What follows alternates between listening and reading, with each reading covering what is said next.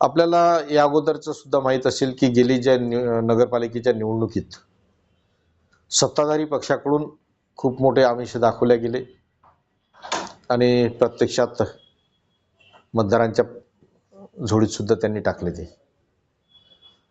याही निवडणुकीत आता शेवटचा दिवस आहे, उद्या मतदान होणार आहे आणि पैसे किराणा जे जे काही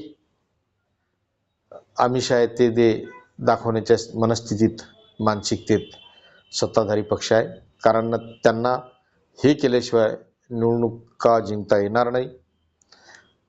पूर्ण राज्य लुटलेलं आहे आणि तो पैसा आता अशा वाम मार्गाने ते लोकशाही मूल्य तुळवण्यासाठी ते वापरणारच आहे. मी या निमित्तानं प्रशासनाला विनंती करेन की आपली ही नैतिक जबाबदारी आहे. निवडणुका हे पारदर्शी व्हाव्यात, लोकशाहीसाठी ते निपोक आहे.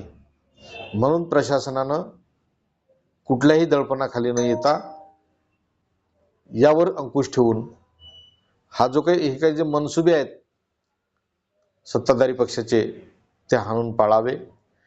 ती आपली नैतिक जबाबदारी आहे. ती आपण नैतिक जबाबदारी येणाऱ्या काळात पार पाडावी अशी मी प्रशासनाला सांगेल.